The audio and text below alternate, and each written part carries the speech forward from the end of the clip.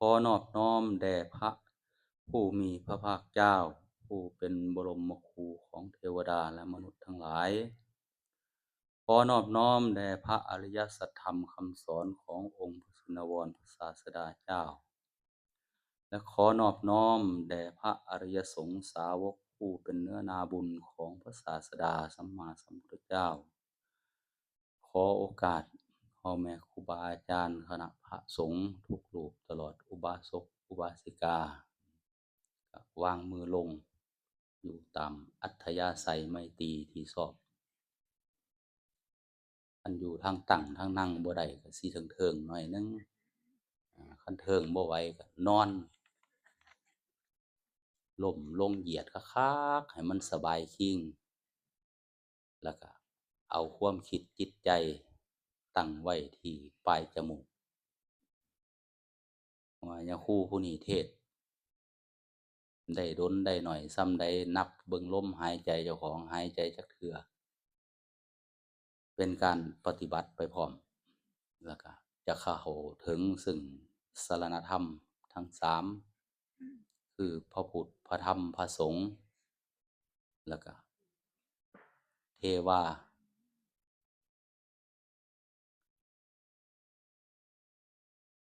ก็บ่มีอิหยังมาต้อนมาฝากมีแต่คำเว้าจักมันสิผุดขึ้นมาหน่อยหรือหลายส่ำใดเว้าได้ก็เป็นภาษาอีสานภาษาไทยบ่ถนัดมันอยากกึ่งๆกลางๆบ่ได้เรียนค่าแต่เล่นม่วนเด้การสละสิ่งที่เฮามีแล้วก็ออกบวชก็บ่คิดว่าสิบวชโดนปานนี้ดอกมันหักเป็นไปเด้ญ้อนว่าถูกพ่อแม่ครูบาอาจารย์ตั๋วให้เบิ่งลมหายใจก็เลยเบิ่งไปเบิ่งมาโอ้มันพออยู่ตั่วนี่ว่าก็เลยเบิ่งไปการพิจารณาลมหายใจของเฮาก็คือการเจริญอานาปานสติตามหลักธรรมคำสอนในมัชฌิมาปฏิปทา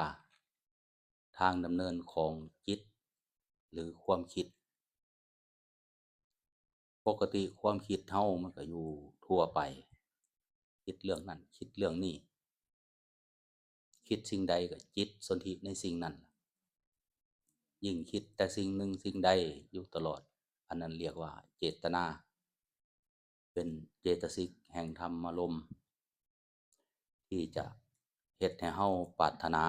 ในสิ่งที่เฮาเอามาคิดหากเฮาคิดอยู่ในลมหายใจของเฮามันก็จะได้เกิดสติปัฏฐานสี่ โดยการเจริญอานาปานสติในการยืนเบิ่งลมหายใจนั่งเบิ่งลมหายใจนอนเบิ่งลมหายใจแล้วก็เดินเบิ่งลมหายใจเบิ่งจังใดที่เบิ่งลมหายใจเอาความคิดเฮาคิดว่าเฮาหายใจเข้าหายใจออกมันเป็นแบบใดก็จะรู้ความหมายของสิ่งที่มีค่าที่สุดในความการเกิดมาเป็นมนุษย์เป็นสัตว์เป็นคนบ่ว่ามนุษย์หรือคนต่างอยากมีชีวิตอยู่ในโลกนี้และมีความสงสัยในสิ่งที่มันมีในตัวเฮาแต่เฮาสงสัยคือจิตคำว่าจิตนี่ก็คือเจตนา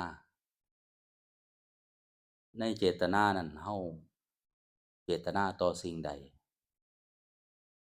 ความคิดจิตใจก็อยู่ในสิ่งนั้นแต่การเจริญอานาปานสติที่มีความตั้งใจต่ออริยบทสี่ ตลอดแม้กระทั่งการยืนเดินนั่งนอนผู้เหยียดเคลื่อนไหวกินดื่มขับถ่ายพูดคุยสนทนาหากมีสติอยู่กับลมหายใจแสดงว่าบุคคลนั้นบ่มีความประมาทต่อตนเองและต่อผู้อื่นย่อมมองโลกในความสวยงามมองโลกเป็นสันติภาพแห่งความเมตตาเขาก็อยากมีชีวิตคือเฮาเฮาก็อยากมีชีวิตคือเขาเขาก็อยากมีสุขคือเฮาเฮาก็อยากมีสุขคือเขาสิ่งที่คนบ่ปรารถนาคือความทุกข์แต่ว่ามันทั้งมีทุกข์เพราะความบ่พอใจหากบ่พอใจต่อสิ่งใดเกิดทุกข์ต่อสิ่งนั้นอันนี้คือเป็นสากลธรรมหากมีหากเป็นในตัวตนบุคคลเราเขาทุกคนแต่ภาวะที่เป็นทางสายกลางอันได้แก่มัชฌิมาปฏิปทาก็คือการตั้งใจพิจารณาลมหายใจให้ถ้วนบริบูรณ์แม้กระทั่งเคี่ยวอาหารกินข้าวเฮาหายใจจักครั้งเข้าคำนั้นกลัวจะกลืนลงท้องหมดอันนี้ก็เป็นความละเอียดของการหายใจและขณะหนึ่งที่เฮากินน้ำสันน้ำเฮากั้นลมหายใจหรือว่าหายใจพร้อมกลืนทุกคนต่างกั้นลมหายใจก่อนจังกลืนน้ำถ้าซั่นมันสิสมัครตายเด้อกลืนพร้อมกันกับหายใจสมัครน้ำตายแท้ก็เป็นความจริงของกิริยาอาการแห่งการหายใจเรียกว่าอานาปานสติเมื่อเฮ็ดมากเข้าเจริญมากเข้าจนบริบูรณ์สมบูรณ์แบบในทุกอิริยาบถบุคคลนั้นก็จะเกิดธรรมตามมาเรียกว่าสติปัฏฐานสี่รู้กายตัวเองว่าในกายนี่มันเป็นธาตุสี่ขันธ์ห้าวิญญาณหกครองอยู่ในธาตุสี่นี่ได้มาจากไสก็ได้มาจากความเป็นบิดามารดามอบให้เฮามาเหตุเกิดจากกรรมพันธุกรรมโยนิกรรมปฏิสรโนก็เกิดกายแห่งเป็นอัตตาตัวตนเกิดขึ้นและในกายก็เมื่อมีธาตุสี่ขันธ์ห้าอันใดแก่รูปเวทนาสัญญาสังขารวิญญาณรูปหมายถึงสิ่งใดหมายถึงกายเฮาเนี่ยหมายถึงโตเฮานี้อันฝ่ามือดึกใส่กกหูกับหูว่าเจ็บนี้อันนี้เรียกว่ารูปกายตัวตนเวทนาคือหยังบัดคือความรู้สึกความเจ็บปวดความบ่เจ็บบ่ปวดความเจ็บไข้ความบ่เจ็บบ่ไข้ทางกายทางจิตใจก็คือความพอใจบ่พอใจเป็นสุขเป็นทุกข์หากพันแปรเปลี่ยนแปลงอยู่เช่นนั้นแบบนั้นอันนี้เป็นภาวะแห่งสากลแห่งธรรมคือกับหนาวนี่แหล้วไผสิว่าอุ่นคันเว้าว่าหนาวอุ่นก็แสดงว่าบ่ปกติแล้วผู้นั้นเอาไปโรงบาล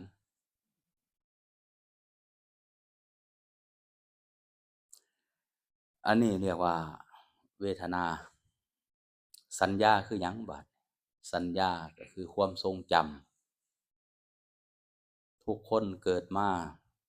ย่อมจำได้หมายรู้ถึงอดีตตัวเอง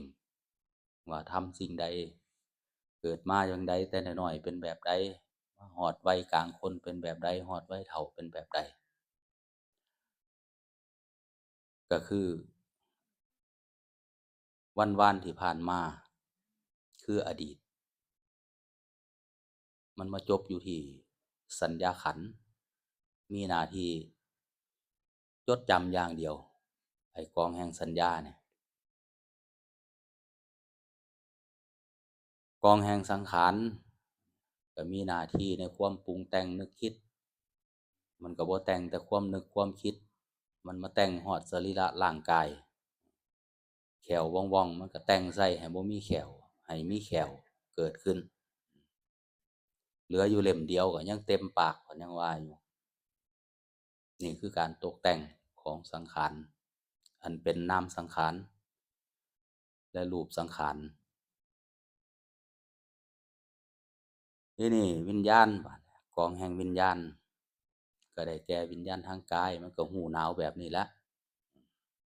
ปกติของธรรมชาติในฤดูหนาวมันก็หนาวในฤดูร้อนมันก็ร้อนในฤดูฝนมันก็ไปตากมันก็เปียกแล้วฝนเนาะอันนี้ก็เป็นวิญญาณทางกายวิญญาณทางจมูกก็รับรู้กลิ่นวิญญาณทางลิ้นก็รับรู้รสวิญญาณทางตาก็รับรู้รูปวิญญาณทางหูก็รับรู้เสียงแล้ววิญญาณทางใจล่ะรับรู้สิ่งใดอันนี้โตไผโตมันอันนี้หากวิญญาณทางใจรับรู้อานาปานสติของตัวเองก็จะมีอานิสงส์และมีบุญกุศลหลายก็คือได้สู่ความสงบความสุขในที่นี้ก็คือการบำเพ็ญสรณธรรมที่มีสติพังพร้อมอยู่กับลมหายใจหายใจเข้าหูเมื่อว่าตัวตนหายใจออกกับบ่ฮู้ว่ามันไปไสคันเป็นแบบนี้มีความสุขหน่อยๆหนึ่งยังบ่ทันได้มีความสุขหลายเพราะว่ามันยังมีทิฏฐิมานะอัตตาตัวตนครอบครองอยู่เดือนนี้ค่อยหนาว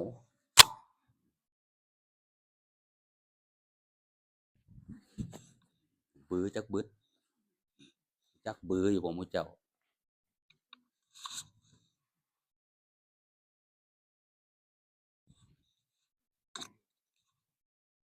อันนี้เขาฮ้องว่าอาการแห่งความสำรวมห่อไว้คือข้าวต้มข้นจั่งอุ่นเตรียมมาผืนเดียวหนึ่งมื้อนี้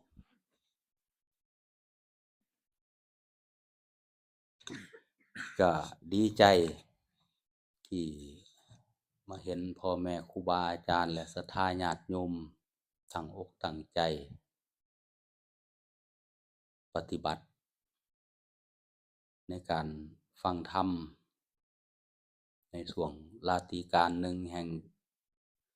ค่ำคืนแห่งราตรีและได้ฟังธรรมอันอาจจะบ่เคยฟังหรืออาจจะเคยฟังจากผู้อื่นหากเราเอาความคิดพิจารณาอยู่กับอานาปานสติเราก็จะเห็นหลายอย่างที่มันเกี่ยวเนื่องและเกิดขึ้นกับตัวเราสิ่งที่เราบ่คาดคิดว่ามันจะมีคุณวิเศษมากในคุณวิเศษของอานาปานสติบ่มีสิ่งใดเหนือและเกิดความพิสดารอัศจรรย์ดังปรากฏในคัมภีร์ต่างๆที่เหล่าพระอริยสงฆ์เพิ่นเขียนไว้จารึกไว้เป็นหมวดในการปฏิบัติบ่ว่าจะเป็นการเจริญสมถะหรือว่าการทำวิปัสสนาการรู้ในแบบมุ่งเน้นคิดที่อยากจะรู้กำหนดกฎเกณฑ์เกิดขึ้นอันนั้นฮ้องว่าสมถะเพ่งจ้องอยู่ในสถานที่เดียวคือปลายจมูกเอาสติซ้อมเบิ่งลมหายใจเข้าออกแต่ว่าบ่ทันได้รู้อิหยังรู้แต่มันเข้ามันออกอันนั้นเป็นสมถะและมันจะเกิดนิมิตตามมาเรียกว่าอุคนิมิต เป็นดังปุยเมฆหรือปุยฝ่ายเข้าออกเมื่อมันเข้าไปก็คือปุยฝ่ายมันออกมาคือปุยเมฆแล้วมันก็หายละลายไปน้ำอากาศอันนั้นห้องสมถะบ่แม่นทางไปสู่ความสุขเด้ทางไปสู่ความทุกข์เพราะความอยากได้อยากมีฤทธิ์มีเดชมีอภิญญาอยากรู้จักวิชาสามและอยากได้ฌานสี่ตั้งแต่ปฐมฌานทุติยฌานตติยฌานจตุตฌานจนเข้าถึงอภิญญาหกสมบัติแปดบ่แม่นทางดับทุกข์นะบ่แม่นทางไปสู่ความวิมุตติ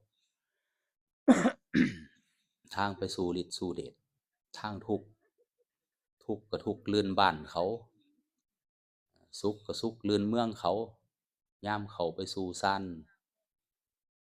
ในเนวสัญญานาวสัญญาหรือว่าอาจินจายตนะมีความสุขแต่ว่ายามออกมานี่ทุกข์บ่มีแนวทอเพราะมันกำหนดภายนอกบ่ได้ดังใจมันเลยเป็นทุกข์ยามเวลาเข้าไปสู่ในสภาวะแห่ง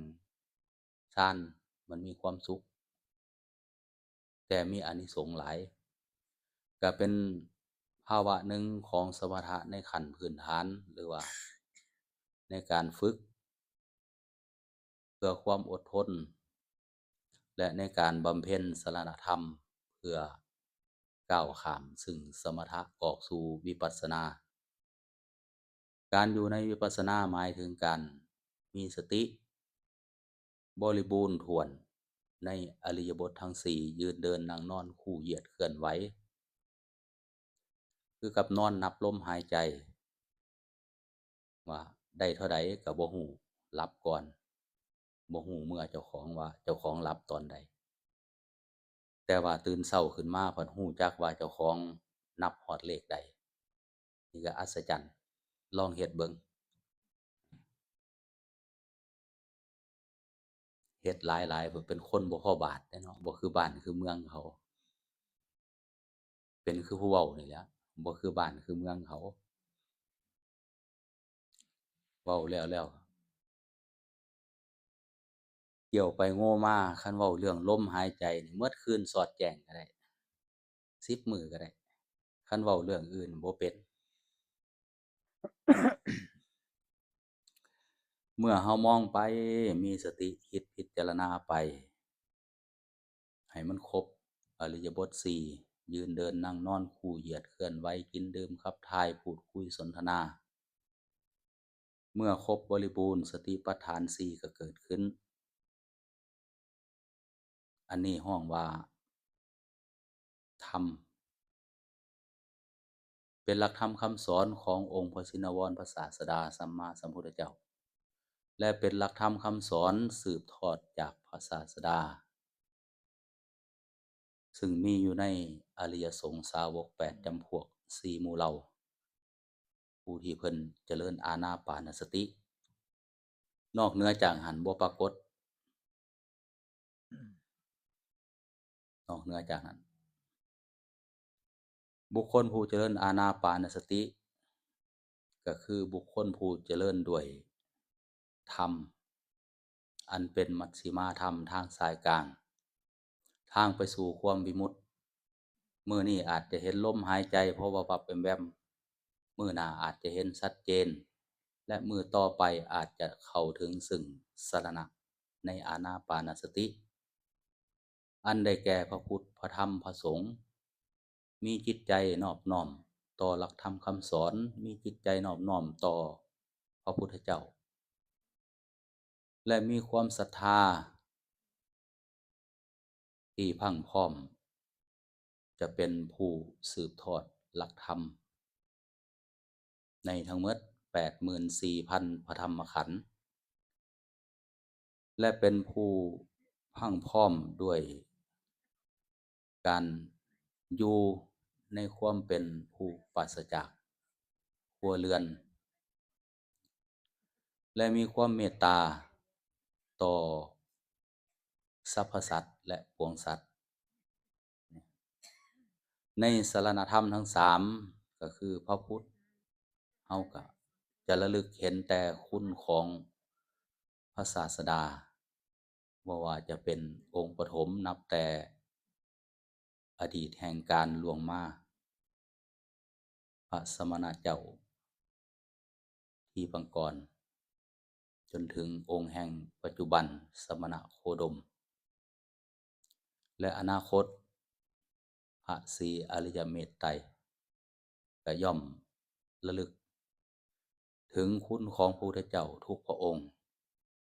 อยู่ในจิตใจของบุคคลผู้เจริญอานาปานสติด้วยความบ่ประมาทต่อคุณอันอเนกอนันต์หาประมาณบ่ได้เพิ่นเป็นคนแรกที่บอกให้เฮาพิจารณาอานาปานสติเบิ่งลมหายใจพอเพิ่นตรัสรู้ด้วยการเจริญอานาปานสติหายใจเข้าหูเมื่อตัวตนทุกกิริยาอาการให้มันมีหมดคันอยู่วัดให้มันไก่อยู่พี่มันหมา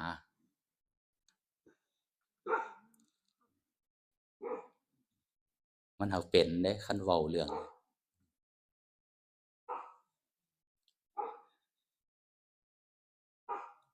เราทั่วเทพเทวาเขาก็สิงสถิตสัตสาวาสิง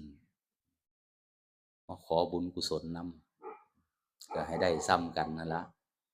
ได้ซ้ำลมหายใจอยู่หูดังไผหูดังมันนั่นล่ะที่นี่เฮาก็ระลึกเห็นคุณพระพุทธเจ้าแล้วเฮาก็มาระลึก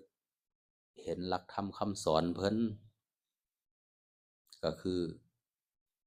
อานาปานสติสติปัฏฐาน4อริยสัจ4อริยมรรค8พระไตรลักษณ์บารมี10อิทธิบาท4พรหมวิหาร4นี่ธรรมหมู่นี้เกิดขึ้นด้วยการเจริญอานาปานสติเท่านั้นบุคคลบ่พิจารณาอานาปานสติเฮ็ดได้ก็บ่เกิดต่อให้อ่านหมดโลด100เล่มหรือว่า44เล่มหากบ่เจริญอานาปานสติธรรมที่พูดนี่บ่ปรากฏขึ้นในกองแห่งจิตญาณแท้แน่นอนฉะนั้นจึงแนะนำพุทธบริษัทให้มันเพียรตัวเองเอาสติเอาความคิดตั้งมั่นอยู่ในลมหายใจของตัวเองอย่าได้ประมาทมื้อนี้กายสังขารอาจบ่ทันได้เจ็บไข้ได้ป่วยเป็นปกติอาจจะมีความประมาทคิดเรื่องนั้นเรื่องนี้บ่เคยคิดเบิ่งลมหายใจตัวเองแต่มื้อใดเจ็บไข้ได้ป่วยนอนโรงบาลใส่ออกซิเจนบุคคลนั้นจะคิดเห็นลมหายใจปรารถนาเพียงลมหายใจต่อให้เอาทรัพย์สินเงินทองมากองไว้ก็บ่พึงปรารถนาและเงือกสุดท้ายแห่งชีวิตของกายสังขารอันนี้ปราดลมหายใจจะออกจากร่างกายอันนั้นขอโทษโตไผโตมันผู้ขาได้แต่แนะนำให้พิจารณาตอนยังมีสติบ่เจ็บไข้ได้ป่วยและมีความตั้งมั่นเพื่อให้ได้ซึ่งเดชะแห่งบารมีอินทรีย์ธรรมเพื่อให้จิตเกิดความเข้าใจพรั่งพร้อมต่อเจตสิกทั้ง36ดวงที่มันห่อหุ้มกายสังขารและจิตสังขารในเจตนาเพื่อก้าวข้ามโลกธรรมทั้ง8ออกสู่วิหารธรรมแห่งตนอันได้แก่พรหมวิหารและบารมีทั้งหลายในการบำเพ็ญตนขันติบารมีเนกขัมมะบารมีทานบารมีเมตตาบารมีสิ่งเหล่านี้ท รมเหล่านี้เกิดขึ้นได้ด้วยการเจริญอานาปานสติบ่ได้เกิดขึ้นด้วยการจดจำการจดจำบ่สามารถที่จะดับความทุกข์ได้การจดจำบ่สามารถที่จะก้าวข้ามความสุขในสิ่งที่ตนเองปรารถนาได้แต่การตั้งสติมั่นกับการเจริญอานาปานสติสามารถนำพาธาตุขันธ์จิตวิญญาณก้าวข้ามซึ่งความทุกข์และบ่ยึดมั่นในความสุขที่ตนมีเพราะความบ่ถือทิฏฐิมานะอัตตาตัวตนแห่งตนนั่นเองความเป็นทิฏฐิมานะมันก็จะลดหน่อยถอยลงและเบาบางเรียกว่าอาสวะหรือว่าสิ่งที่มันมักหมมในจิตวิญญาณในสันดานของเฮาคือบ่ปรารถนาซึ่งความทุกข์และยินดีในความสุขตัวนี้มัน ฝังแน่นมาเป็นภพเป็นชาตินับหลายร้อยชาติหลายพันชาติหลายสิบชาติด้วยความบ่เข้าใจหากอยากเข้าใจมีแต่ตั้งสติแล้วก็ฟังไปสติอยู่ลมหายใจหน้าที่หูมันก็รับรู้เสียงอยู่แล้วแม่นเสียงหยังมันก็ฮู้จักแยกแยะออกวิญญาณทางหูแยกแยะเสียงออกได้ว่าเสียงนี้พูดตรงกับการหายใจเข้าออกบ่คันพูดบ่ตรงก็แสดงว่าเป็นมิจฉาวาจาถ้าพูดบ่ตรงถ้าพูดตรงก็เป็นสัมมาวาจาที่หูพวกท่านทั้งหลายได้ยินรับรู้เสียงสัญญาขันธ์จดจำกิริยาแห่งนามศัพท์ของเสียงสังขารขันธ์ปรุงแต่งกิริยานามแห่งอายตนะที่สัมผัสรูปสำคัญคืออยากให้ตั้งสติอย่าไปใส่ใจนำสิ่งเหล่านั้นตั้งสติเบิ่งลมหายใจตัวเองอย่างเดียวหายใจเข้ามันไปฮอดไสหายใจออกไปฮอดไสโตภาวานี่หายใจเข้ามันเป็นอัตตาตัวตนประกอบด้วยทิฏฐิมานะแห่งตนหายใจออกก็คือสุญญตาอนัตตาหรือว่าหมู่เจ้านำหูลมหายใจวิดปลายจมูกไปแล้วมันมีอาการแบบใดก็มาเว้าให้ฟังแหน่เมื่อตั้งสติให้มันกับการหายใจเข้าก็จะหูเมื่อคิงหมดตลอดตัวทั่วพรังพร้อมเมื่อหายใจออกมันก็จะบ่มีอิหยังมันหมดสุดจุดปุ๊ดจักมันออกไปอยู่ไสก็บ่ฮู้ตัวนั้นเพิ่นฮ้องว่าสุญญตาอนัตตาซึ่งเป็นสากลแห่งธรรมที่คนเฮามีสำคัญบาดนี้จิตความคิดหากมันสนธิในลมหายใจออกได้ก็จะมีความสุขเกษมที่สุดทั้งปัจจุบันและอนาคตหากบ่เอาไปคิดก็จะสูญเปล่าประโยชน์กับการได้ฟังที่นี่ขอวกขึ้นไปถึงคุณของพระพุทธเจ้าทุกพระองค์เมื่อเฮาระลึกนึกถึงเฮาก็จะบ่เสียดายกับการเกิดมาเป็นมนุษย์แม้นเฮาเกิดบ่ทันโตเพิ่นที่มีชีวิตมีกายสังขารแต่บุคคลผู้เจริญอานาปานสติเมื่อรู้เห็นก็จะเปรียบเสมือนดัง พระศาสดาอยู่ต่อหน้าพระพักตร์ของเฮาอยู่ต่อหน้าพระพักตร์เพิ่นขอโทษขออภัยพูดผิดว่าพระพักตร์เฮาอยู่ต่อหน้าพระพักตร์เพิ่นคือกับเข้าเฝ้าเพิ่นเรียกว่าเจริญอานาปานสติคือธรรมของเพิ่นที่เพิ่นเป็นผู้ฮู้องค์แรกฮู้ผู้แรกและมาบอกแก่เวนยสัตว์แก่สมณสงฆ์ความหมายก็คือผู้ใดเห็นธรรมผู้นั้นเห็นเราผู้ใดเห็นเราผู้นั้นเห็นตถาคตผู้ใดเห็นลมหายใจของตัวเองผู้นั้นแหละเห็นพระพุทธเจ้า